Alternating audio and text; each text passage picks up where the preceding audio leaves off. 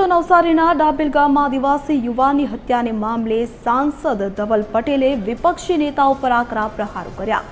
ધવલ પટેલે આદિવાસીઓના મસીહા ગણાતા કોંગ્રેસના ધારાસભ્ય અનંત પટેલ અને આમ આદમી પાર્ટીના ચૈતર વસાવાને આડે હાથ લેતા કહ્યું કે આટલી ગંભીર ઘટના બની હોવા છતાં નેતાઓએ મૃતકના પરિવારની મુલાકાત લેવાની તસ્દી પણ નથી લીધી। ધવલ પટેલે જાતે ડાભેલ પહોંચી મૃતક યુવાનના પાર્થિવ દેહને કાંધ આપી હતી અને પરિવારને સાંત્વના પાઠવી હતી।